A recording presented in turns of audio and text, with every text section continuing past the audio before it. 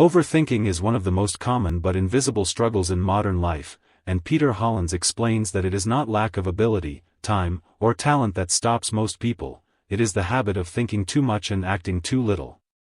We live in a world filled with choices, expectations, and constant comparison, and every decision becomes a mental maze where we replay conversations, imagine outcomes, fear judgment, and analyze every possibility until we become mentally frozen. Hollins describes overthinking as an addiction to mental stimulation because people believe more thinking will give them clarity, control, and safety, but in reality clarity comes only from action. The mind exaggerates risks and doubts, creating fears like, "I'm not ready, what if I fail," or, "what if others judge me," and these fears convince people to delay action until a perfect moment that never arrives. Confidence, Hollins says, is not a prerequisite to action but a reward for taking action, because real confidence is built through doing, failing, learning, and adapting. Overthinking also comes from perfectionism and the fear of uncertainty. People wait for a perfect plan or perfect timing, but perfection is a trap disguised as preparation, and readiness is something created through movement, not waiting. When people start with small, imperfect steps, they create momentum, and momentum eventually leads to mastery. Fear of the unknown does not disappear with endless thinking, it shrinks only when you move toward it, because action proves to the brain that challenges are manageable and trains it to feel safe in uncertainty. A core principle of the book is that thinking does not produce clarity, action does.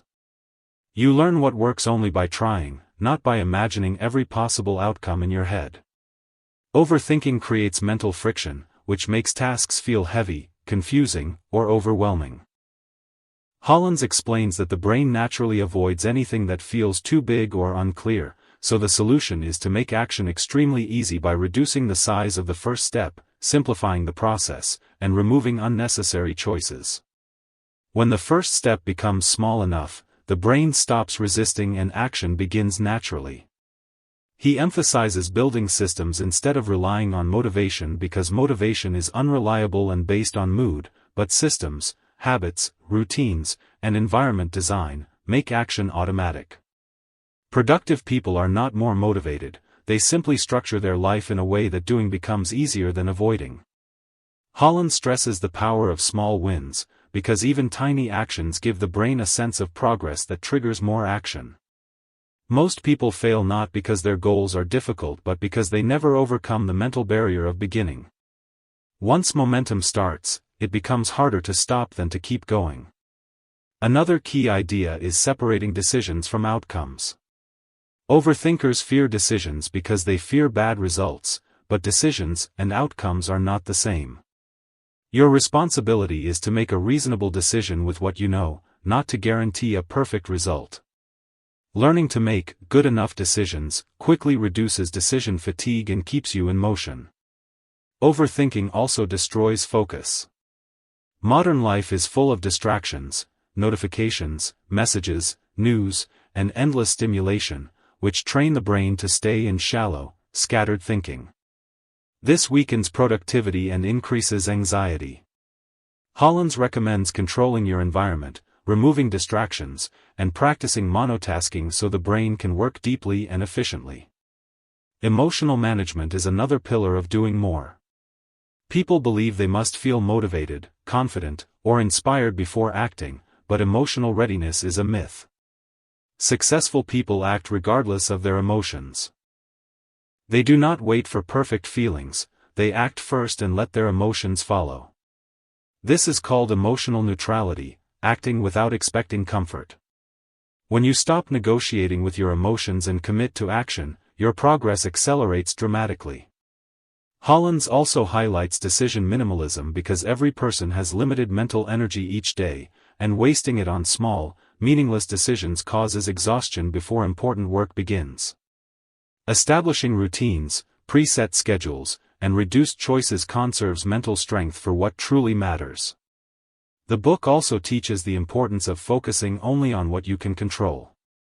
Overthinkers waste energy worrying about other people's opinions, reactions, or judgments, but these are outside your control. What you can control is your effort, behavior, and choices. When you invest energy only in what moves you forward, anxiety decreases and productivity increases. Another powerful message is embracing discomfort. Growth happens outside the comfort zone, and overthinkers tend to avoid discomfort by planning instead of doing. But discomfort is a sign of progress. The more you face uncertainty, the easier it becomes.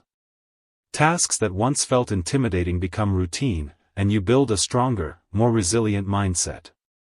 The book also addresses mental clutter, the constant noise of worry, fear, and self-criticism, which drains focus and magnifies small problems. The easiest way to reduce mental clutter is to externalize your thoughts by writing them down, breaking them into steps, or clarifying the real issue. When thoughts leave your mind and go onto paper, they lose their power, freeing your mind for action instead of rumination. Hollins stresses the importance of prioritization because overthinkers treat all tasks as equally important, which causes overwhelm. But most tasks contribute little to long-term goals. By identifying the few tasks that create the biggest impact, you reduce mental load and increase effectiveness. Doing less but doing it consistently produces far better results than trying to do everything.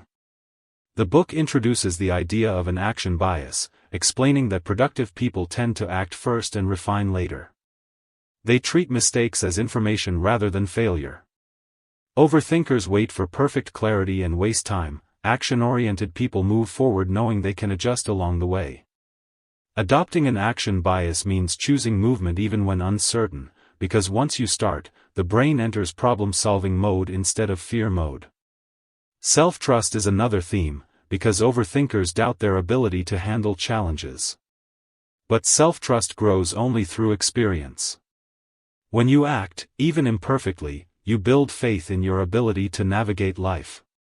This reduces fear and makes decision-making easier. When you trust yourself, you no longer need to predict every outcome. Hollins also emphasizes simplifying life. Complexity increases hesitation, simplicity increases action. Simplifying goals, routines, environments, and decisions makes progress easier and reduces stress. The more you simplify, the more energy you free for meaningful work. The book encourages a shift in identity, from someone who overthinks and hesitates to someone who acts decisively. Identity shapes behavior, so when you begin to see yourself as an action taker, your choices naturally follow. Each action reinforces this new identity, creating a cycle of confidence and momentum. Hollins ends by reminding readers that life rewards movement. Careers grow when you take risks, relationships deepen when you initiate, opportunities appear when you show up, and skills develop through practice. Nothing improves through thinking alone. You don't need a perfect plan, you only need the courage to begin.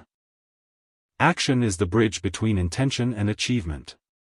When you think less and do more, you free yourself from mental paralysis, build unstoppable momentum, and create a life shaped by purpose, clarity, and progress.